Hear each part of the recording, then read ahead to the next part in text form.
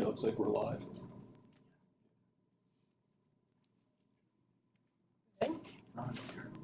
Yep, we're good. Okay. All right, it is 6:01, call to order. Please stand for the flag salute.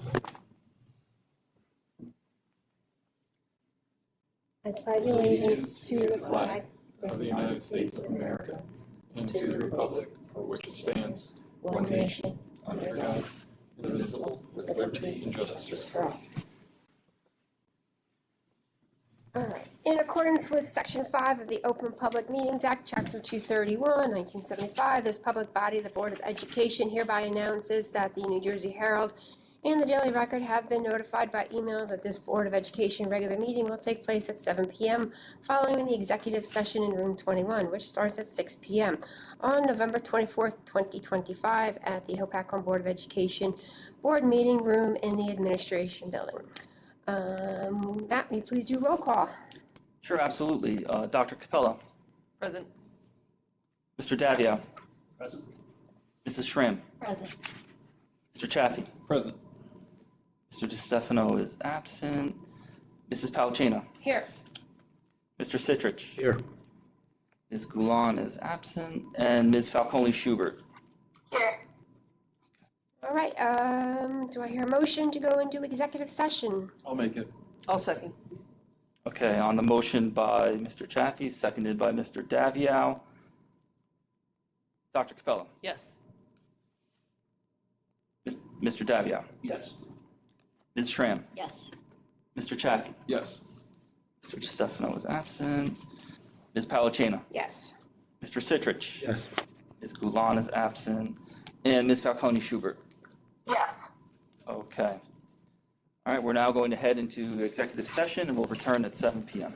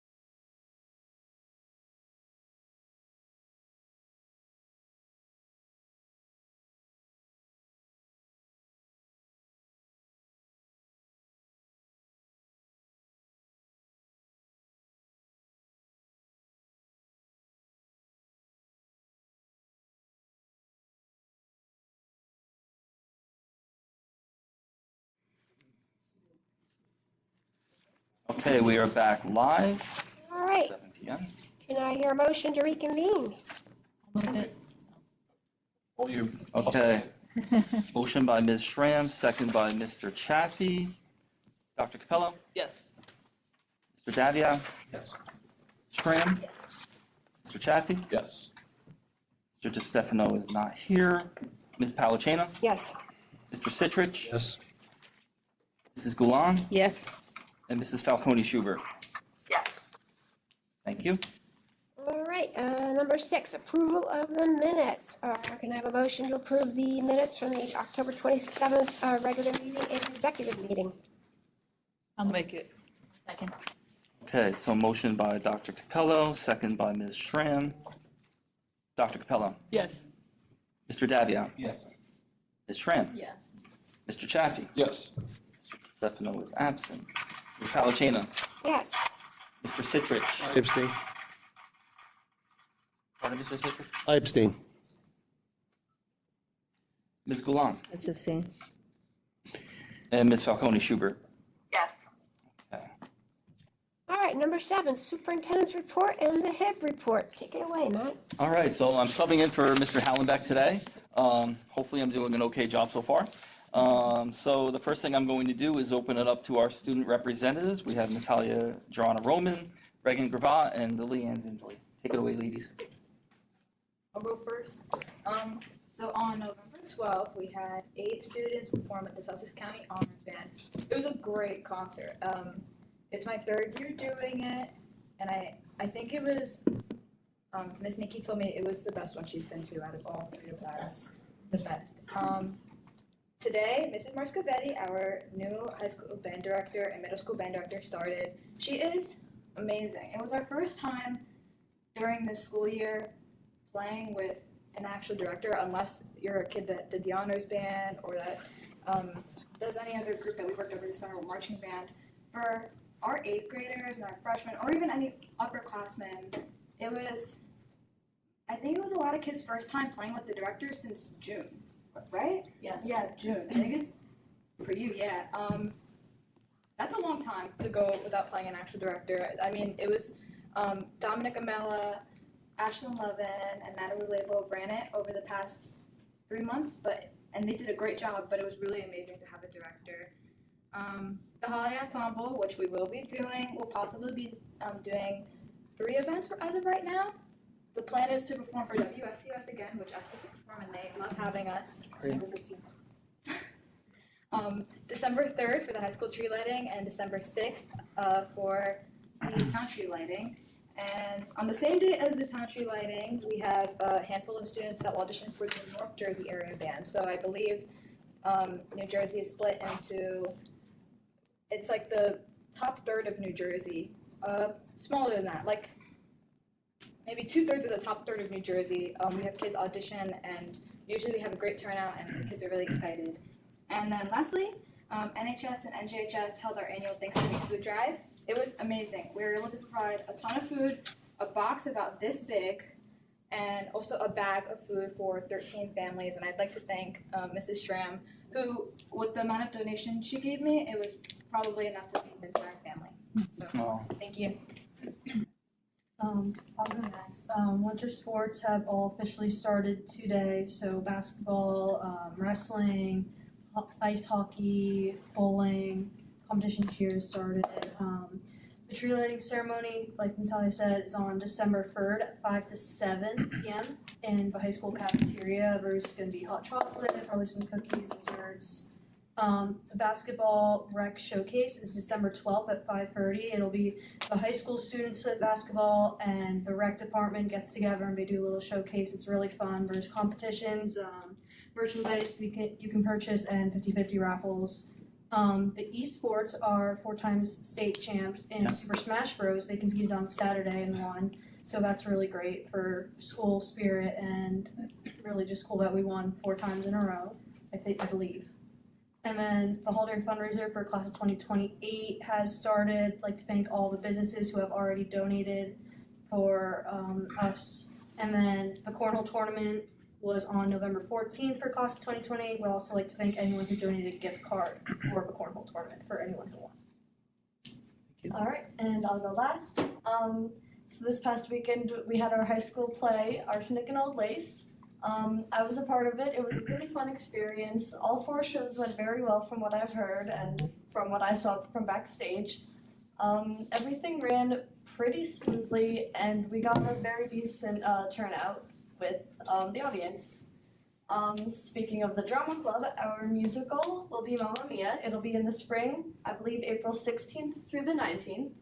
And we will be holding auditions for it, I believe, the first week of December.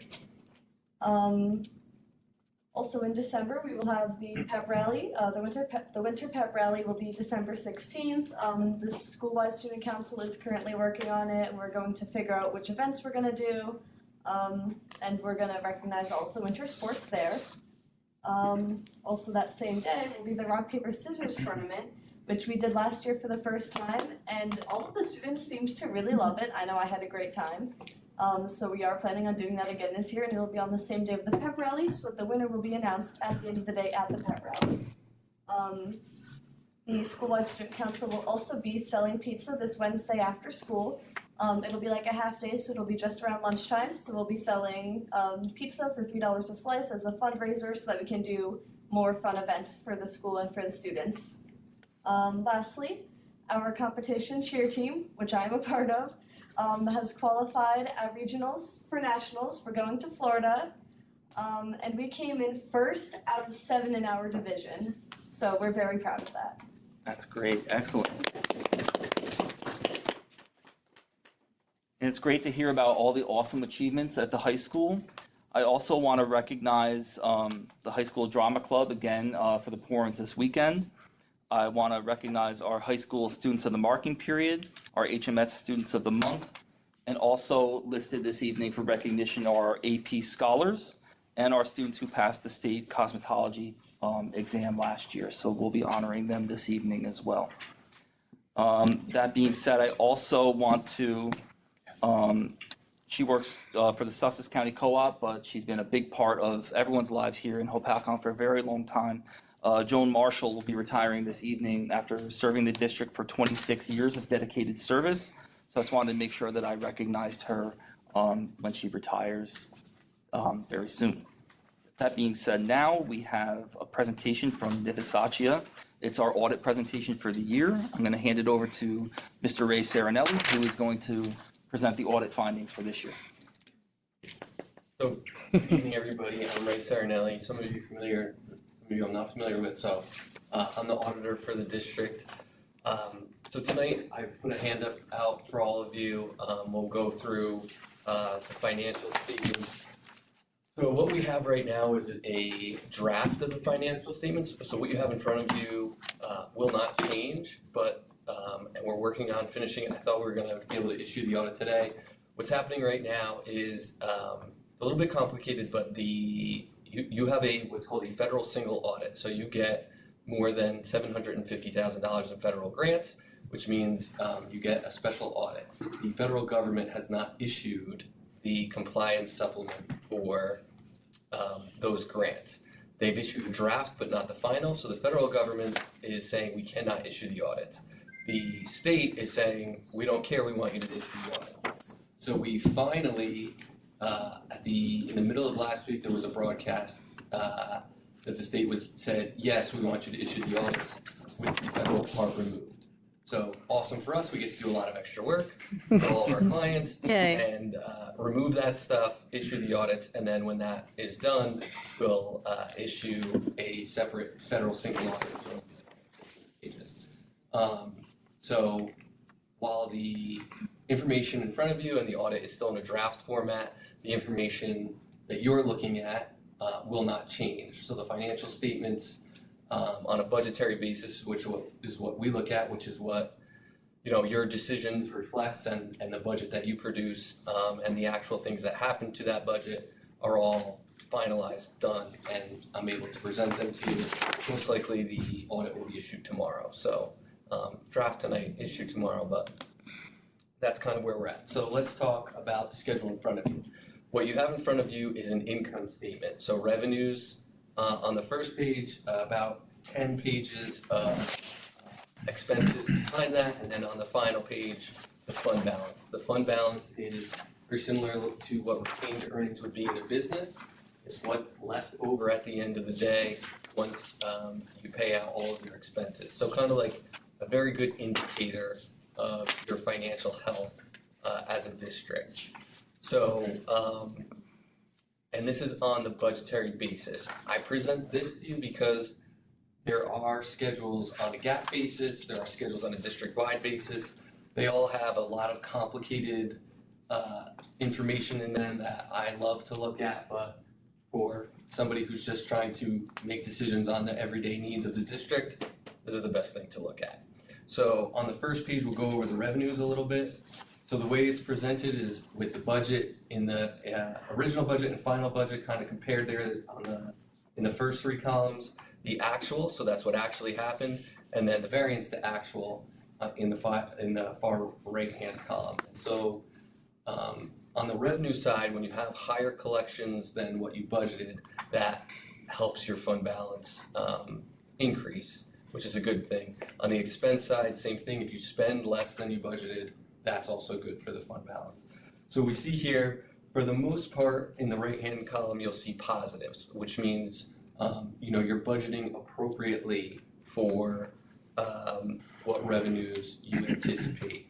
I know in my conversations with Jeff and the business office, I'm sure you're all aware your state aid was cut dramatically over the last 6 years.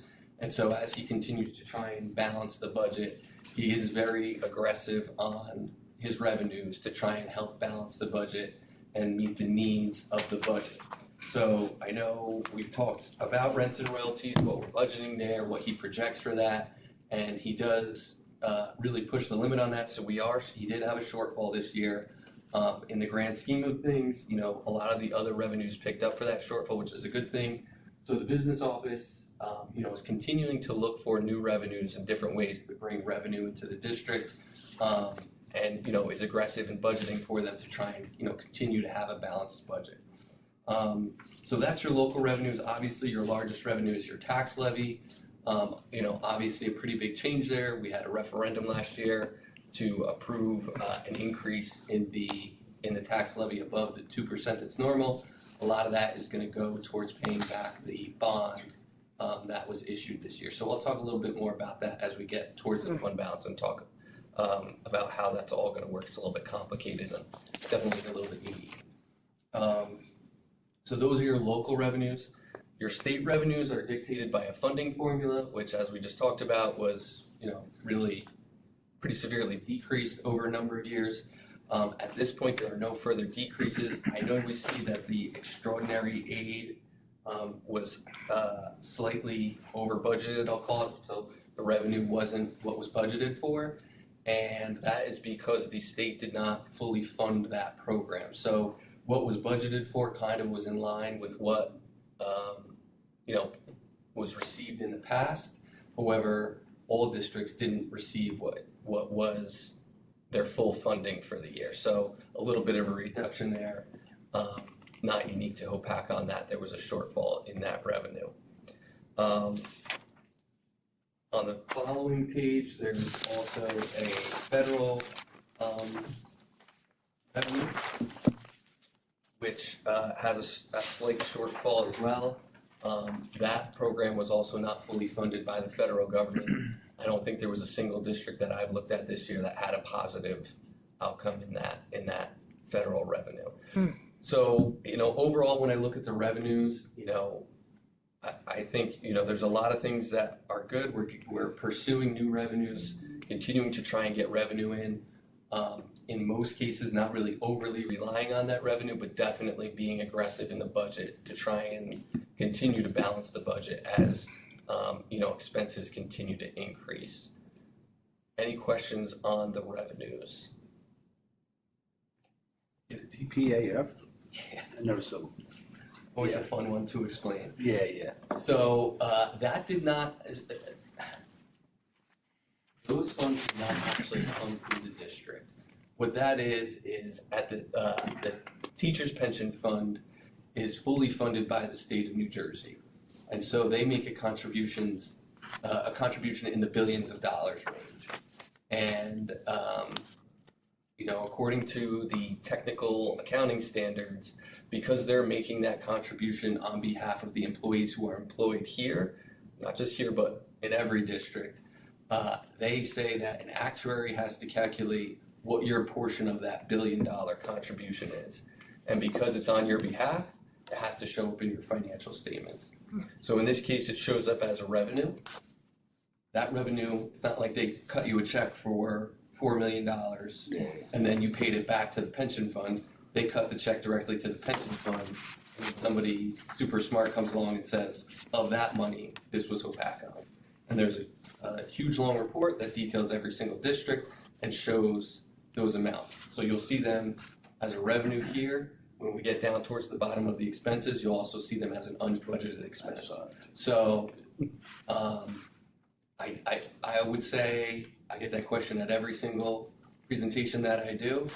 I always tell people it's just there to confuse you. It looked good for a minute. Yeah. I've been yelled at before because we're getting all this money and what are we even doing with it? Well, you didn't get it. Yeah. So, yeah. So, it's really there for technical accounting purposes. It's not your money and you didn't spend it. So, just to confuse everybody. Any other questions on the revenues?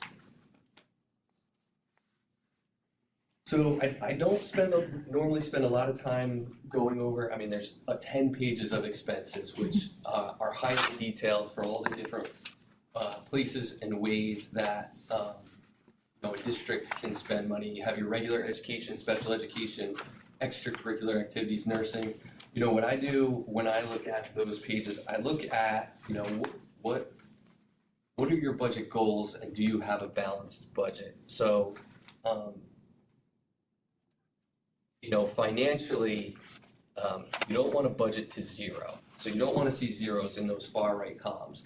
Well, yes, from a taxpayer standpoint, we only want to budget what we're going to spend. We know that, bad things happen, different things happen, and unanticipated expenses come up. So when, the district is building their budget, are we planning for a financial future or are we just trying to, keep things to a minimum? And so as we've gone through these state aid cuts, those numbers on the right-hand side have gotten, smaller and smaller. It's harder and harder to create a balanced budget as expenses rise. So, I do think things are starting to level out as we come out of, the S2 funding formula and the reductions. But definitely when I look through, there's not as much funds left at the end of the day as I would like to see. But as we continue to come out of this, I'm hopeful that we can get to a more balanced budget. I was going to save this for the end as we talked about fund balance, but I think it's more appropriate now. That's the biggest hardship that every district is facing right now. The state health benefit plan has come out and said they're going to have a 38% increase in their in their benefits, and even the lowest that I've seen from private providers is as low as 20%. So when you start to look at, for most districts, that's their single largest line item is health benefits.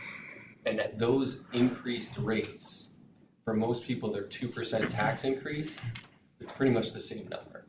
So your entire tax increase is eaten up by one line item, which means the rest of your budget needs to remain flat. But there's very rarely new sources of revenue, and I'll give your district credit. As I said, they continue to pursue different ways of getting revenue in, but as I look towards the future for all districts, but especially yours that's in a very fragile financial place, there is going to be a lot of difficulty trying to continue to move towards balanced budgets as you get 4 or 5% increases, 5% inflationary increases, and then you're hit with ridiculous increases in your health benefits. So, right, there's a formula, right? Your revenues can really only go up by 2% a year, and if your expenses are going up 5%, there needs to be cuts on the on the expense side of the budget. So as we move forward, while there was, I'll say, some very positive results, and we'll see that in the fund balance, which is good, we're not out of the woods. So, I've been coming and presenting this audit report for a number of years now. I pretty much always give you bad news, and while this year has somewhat good news, I wish I could continue to remain positive, but we're not out of the woods. There's going to be a lot of difficult decisions that come to the future.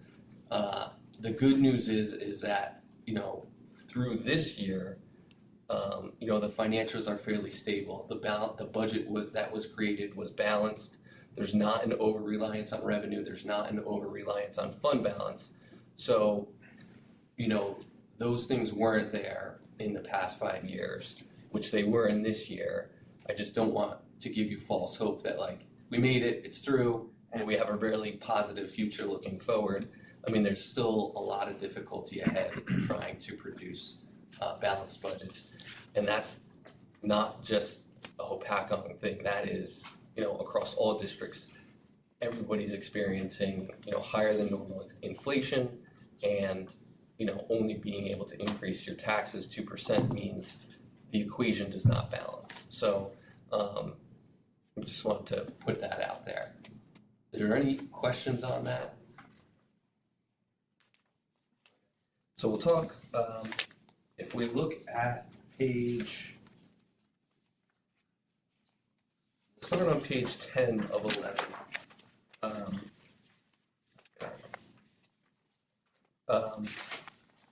Of the C1, because it shows your fund balance. As we flip forward to page 10 of 11, you'll see that if we go to the actual column at the bottom of the page, the fund balance at the beginning of the year was $4,218,000, and there was an increase of $324,000 to $4,542,000. So that's what I'm talking about with the positivity of this year. A good balanced budget, probably some good positive things on the expense side where not really a ton of unexpected expenses. I know there was some issues with the facilities, but that insurance was covered some of that, and we were able to recoup some of the unexpected costs. So some unexpected costs, but none that were not covered by insurance. So, some good positive things that, we ended the financial year, June 30th, 25, in a positive way. And so the fund balance, page 11 of 11, did not print, did it?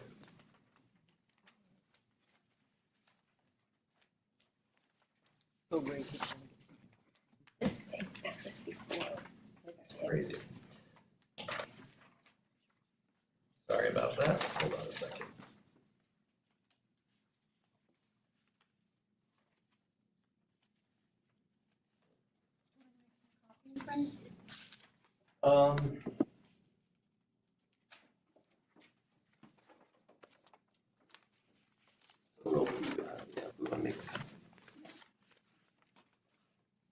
Thanks, Jack.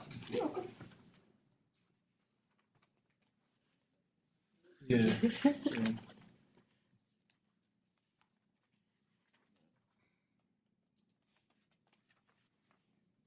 So one other thing I can talk about before we get to the fund balance. So I did talk about, so you do have bonds that were issued during the year. So successful bond sales. So there is $9.8 million of bonds that will be repaid. Somewhere close to 40% of that will be covered by state aid, and the rest of it is covered by the district. So that's just something new that in the financial statement. So I just wanted to talk about that a little bit. There's also a financial statement that, where those proceeds of that bond are going to in those projects. So there's about $600,000 of expenses that happened in ~25 related to that. So, that project is ongoing, and we'll talk a little bit more about it when we look at the fund balance.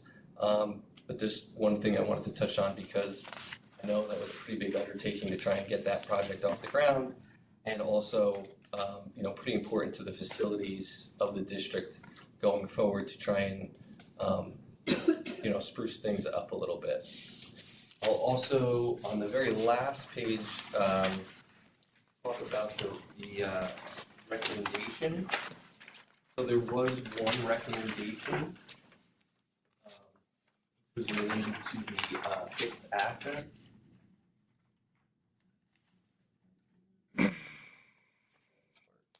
So the recommendation is related to fixed assets. It was funny when I told Jeff, it's really us that's the problem.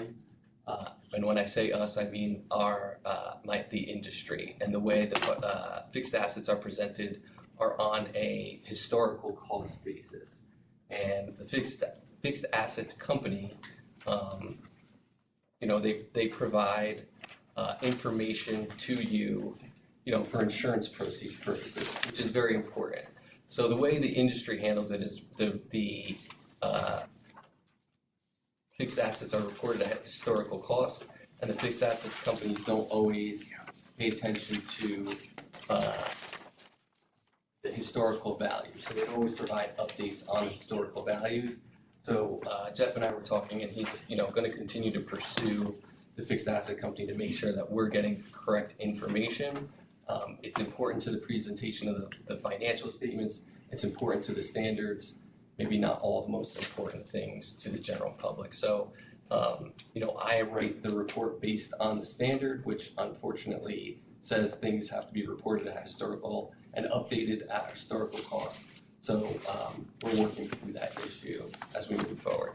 So going back to the fund balance, now that you have it in front of you, there are different statutory categories that the state allows you to put your fund balance in. So from top to bottom, you'll see excess surplus, capital reserve, maintenance reserve, unemployment compensation, encumbrances, and unassigned fund balance. Unassigned fund balance is based on 2% of your operations. Basically what that's there for is to allow you to have a cash flow, right? You have funds on hand to make sure you can pay your expenses. The state allows 2%. 2%, based on our research, that's pretty much the lowest in the country. Other states allow you 5%, and some states even allow all the way up to 15%. So a pretty low percentage. It's important that we keep the fund balance high to keep that 2% to make sure we can pay the bills. And right above that is year-end encumbrances. What encumbrances are very similar to accounts payable. They're expenses that have been incurred during the year, but they haven't been received yet and paid for. So that means they haven't been paid for, they're still in our fund balance, but we know we're going to spend them. So we want to separate them out from the fund balance. That $341,000 is probably gone by this point in time. It's already been paid for. So, we like to pull that out, set it aside, because it's going to be gone fairly soon. The next thing I'll talk about, because it is the biggest number on there, is the capital reserve. So in most cases, the capital reserve can only be used for capital type expenditures. So when we have additional funds at the end of the year in our fund balance, it's great to move that in, especially in a district where, the facilities need an upgrade. And that's not unique to Hopatcong.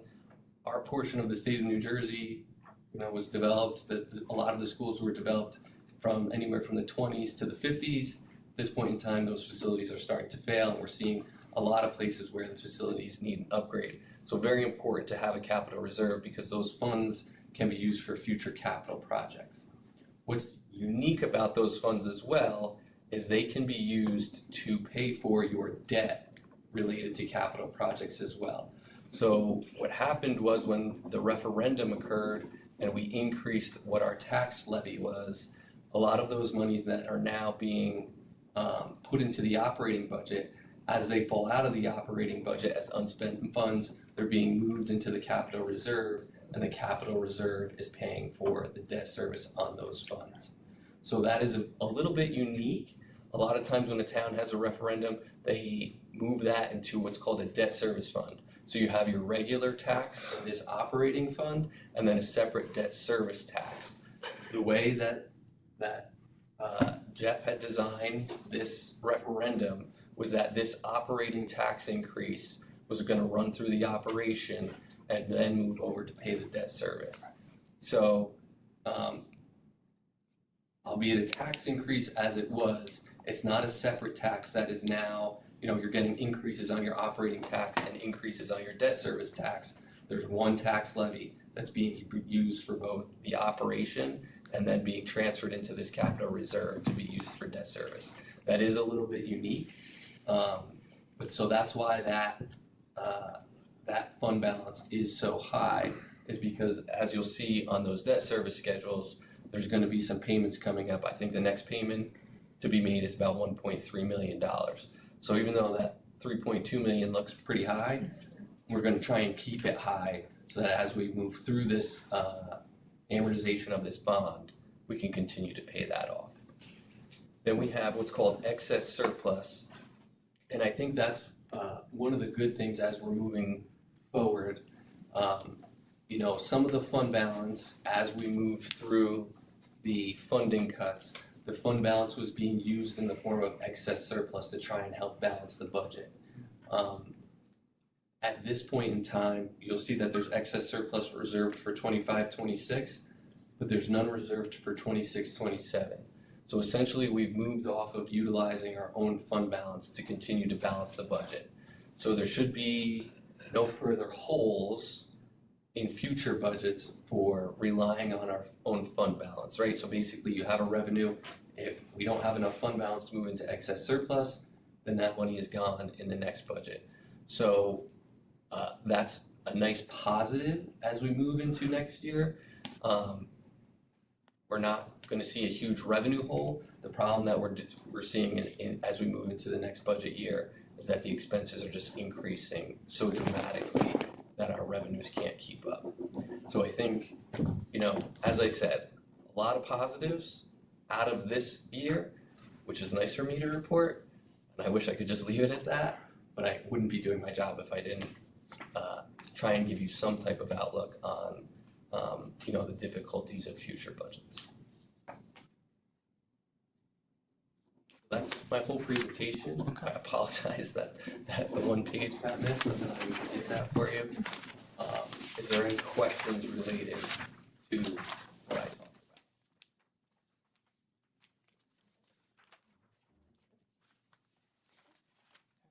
Well, thank you very much. Thank you. Thank you.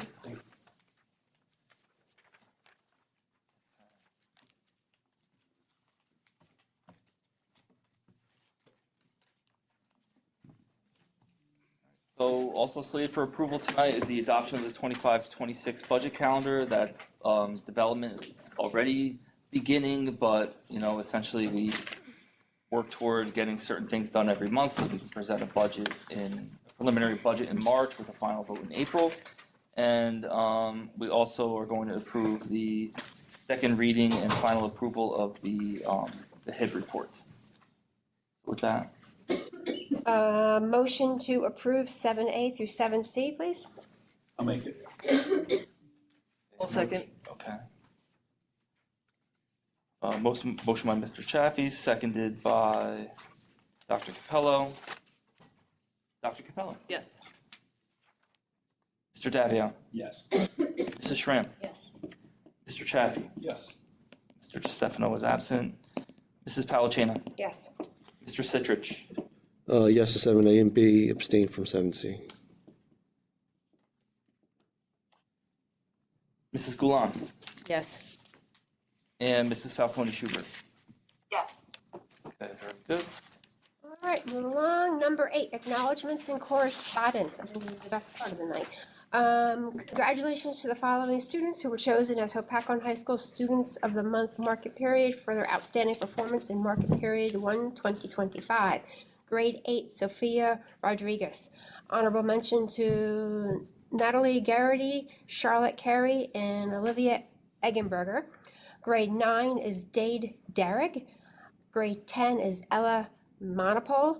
Honorable mention, Lacey Guerrera, Joseph Seck, Sophia Leboev. Grade 11, Quinn Holy. Honorable mention to Ian Flores and Liam Murphy. Grade 12 is Braden Gelzer. Honorable mention is Mason Latore and Amanda Gonzalez.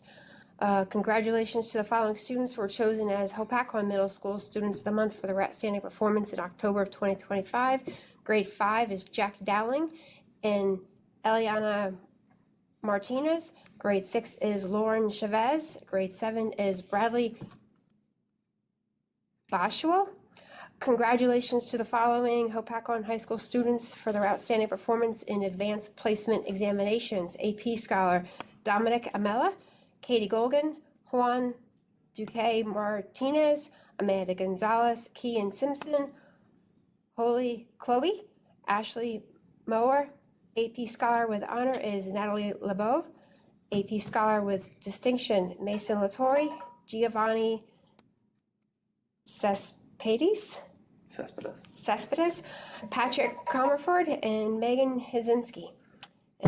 Congratulations to the following Hopatcong High School students who successfully passed the New Jersey Board of Cosmetology and Hairstyling exam and will be officially receiving their licenses. Caitlin Beach, Riley Edwards, Danielle Morat, Elizabeth Pavo, Shayla Pichardo, Adriana Pisano, Gianna Sperduto, and Mia Bigliotti. Can you just mention, I wrote them down, the AP Scholars? It's like a really big deal. Yes, it certainly is. So the AP Scholar is 3 or higher on at least three AP exams. AP Scholar with Honor is 3 or higher on at least 4 AP exams, with an average of 3.25 or higher across all the exams. And then AP Scholar with Distinction is 3 or higher on at least 5 AP exams, with a 3.5 or higher average on all the exams. And a 5 is the highest you can get, so. Yeah. Yes, absolutely. So that's like a really, I mean, to take 5 AP exams, they should just get an award for that. Yeah. So, And our enrollment in AP exams is up by 30 this year. I believe we have about over 100 AP exams being just taken for such a small population, Yeah. it's a very Right, large. that's by, I It's believe, such a great job. 60 or 70 unique students, Yeah. which is Yeah. excellent. So we're really working toward ramping that up. Our new principal of academic affairs, Mr. Jensen, is really taking a look at, where's the low-hanging fruit in terms of AP. We're taking a look at AP cybersecurity as a potential to offer, because it not only is a great AP course, it also offers some industry recognized credentials as you earn it. We're also looking at integrating AP seminar as an option, utilizing that curriculum for our 10th grade English curriculum for honor students. So leveraging that to be able to, generate some more APs, and I think we'll be in a good place with that. So thank you, Dr. Capella, for that clarification there. All right, let's see, moving along. Number 9, parent-teacher organization representatives. Anybody here have anything? Okay, I will. Oh, sorry, go ahead. So the marching band is pretty quiet already this time of year. I'm hoping we're able to have pep band this year. We were unable to last year, just the schedule didn't really work. And then as our student reps mentioned, Mamma Mia is the next musical in the spring, and auditions start next Tuesday and Wednesday, so it's really soon, and it's earlier this year, so I hope everyone is able to attend. I know it's a really great musical. Excellent. I can speak on behalf of Project Graduation. The Wizards are coming to town. They're coming on January 20th. Tickets go on sale on December 8th. We are collecting donations of sodas, snacks, waters, and baskets for the March Tricky Tray. So please reach out to any representative. You can email me at the school email address, and I'd be happy to drive around and collect up items. Also on December, correct me if I'm wrong, Veronica, December 5th is the... 12th. Oh, 12th, I'm sorry, I had the wrong one. December 12th is the free movie night that is being run by the Alliance. Yep. And I think we're featuring The Elf. Yeah, we're watching Elf. And December 12th. December 12th.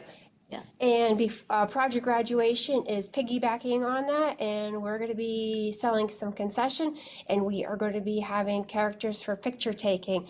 I know we're going to have a reindeer, we're going to have a snowman, we are going to have Joe the gingerbread man, and we have the Grinch. So it should be a fun night. Anybody else?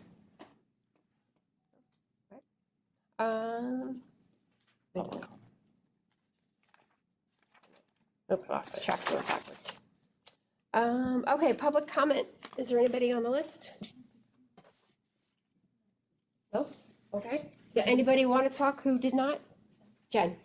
The town Christmas lighting is December 6th. It's a Saturday. It's about 4 o'clock over at the municipal building. They're going to do the Christmas lighting about 4:45 right up by the gazebo, facing Hopatcong. And then from 5 to 7, they're doing cookies and hot chocolate and then photos with Santa. Thanks to the fire department and the recreation commission. Awesome. Thank you. Thank you. I'll see you there. Let's see. Moving on to number 11, finance. Any questions? Okay, can I hear a motion to approve 11A through 11G? I'll make the motion. I'll second it. Okay, on the motion by Mr. Chaffee, seconded by Ms. Goulam. Dr. Capello? Yes. Mr. Davia? Yes. Ms. Schramm? Yes. Mr. Chaffee? Yes. Mr. Stefano is not present. Mrs. Palacina? Yes. Mr. Citrich? Yes. Ms. Goulam? Yes.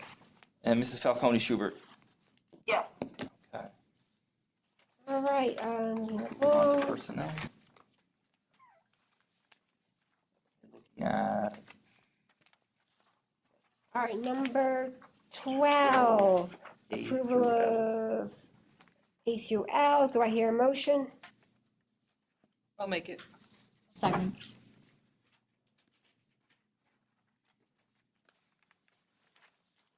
Okay, on the motion by Dr. Capello, seconded by Ms. Schramm. Dr. Capello? Yes.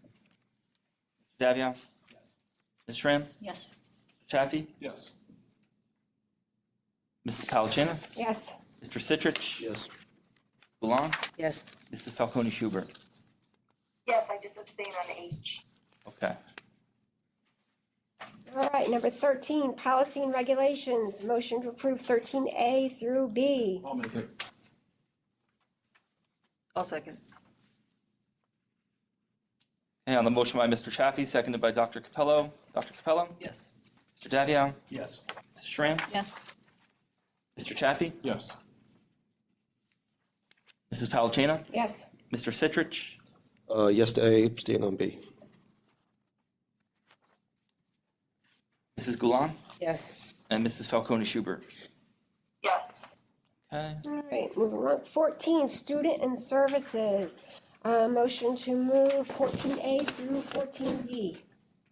I'll move it. Second. Any questions? Okay, on the motion by Ms. Schramm, seconded by Mr. Davia. Dr. Capello? Yes. Mr. Davia? Yes. Mrs. Schramm? Yes. Mr. Chaffee? Yes. Mrs. Palacina? Yes. Mr. Citrich? Yes. Goulam? Yes. Mrs. Falcone Schubert? Yes. All right, 15, resolutions. I hear a motion to move 15A through 15D. I'll make it. Second. Okay, on the motion by Mr. Chaffee, seconded by Mr. Davia. Dr. Capello? Yes. Mr. Davia? Yes. Mrs. Schramm? Yes. Mr. Chaffee? Yes. Mrs. Palacina? Yes. Mr. Citrich? Yes. Mrs. Goulam? Yes. And Ms. Falcone Schubert? Yes. All right, 16, Sussex County Regional Cooperative. Do I hear a motion to move 16A through F. F? I'll make it. Do I have a second? I'll Second. On the motion by Mr. Davia, seconded by Mr. Chaffee. Dr. Capello? Yes. Mr. Davia? Yes. Mrs. Schramm? Yes. Mr. Chaffee? Yes. Mrs. Palacina, Yes. Mr. Citrich, Yes. Mrs. Goulant, Yes. and Mrs. Falcone Schubert. Yes. Great. And number 17, board comments. I just wanted to second the best of luck to Joan Marshall. My kiddos were on her bus for quite a few years, and she was really such a sweet bus driver to have. And we're really going to be sad that she's gone, and we won't be waving to her all the time. She really is an incredible human. So I'm happy she's retiring, and I hope she has a safe and happy retirement, but we will miss her. Thank you. Congrats to the AP students. That's quite an accomplishment, and I hope everyone has a happy Thanksgiving. Happy Thanksgiving, everyone. Just a quick comment. We went over the budget tonight. I'm glad to see we balanced our books from a quantitative aspect, but I think we should take some time to reflect how we got to that number, how it affected our district, how it affected our personnel, because there's quantitative aspects of what we do here. Unfortunately, we always focus on the numbers, but it took a lot of cuts, personnel cuts, maybe put another 3 or 4 kids in the classroom that got us to this number. So as the auditor has said, you know what, it's good this year, but I don't know how much more we can cut. So just put a little bit of thought into that. Certainly during Thanksgiving, when we're time to be thankful and show some gratitude, I certainly will be thinking about our future here in the district, our personnel, our students, and those types of things. But yeah, it's a great thing, but we have to realize how we got there. We have more tough choices. On whose backs? Our revenue is not going to be going up much for the No. coming budget, and unfortunately, our expenses are projected to be skyrocketing, Insurance never goes down. especially the health and. Sorry to be the Debbie Downer. I have one comment. The town's menorah lighting is on 12/14 at 6 p.m. Okay, very good, thank you. Where is the town menorah located? It did. Same place as the picture. I forgot, and I'm sitting here like, oh my God. I wasn't judging you. Students, I forgot. All right, very good. Just want to wish everybody a happy Thanksgiving and thank you for coming. And on that, for an adjournment, motion to adjourn. I'll make it. Second. Okay, on a motion by Mr. Davio, seconded by, Oh, was it already seconded? I Sure, whatever. forgot, yeah. I think it's. All right, all in favor? Aye. Thank you. Thank you. I didn't hear the first. Wrap it up at 7:48. I think I threw off the whole vibe of the meeting. You know, you look at the numbers like, oh, this is wonderful, wonderful. You made budget. Well, it's like Kevin was looking, that's what he asked about the retention, Yeah. because he was like, oh, you So what order do I have? I'm like, I have everybody, but I knew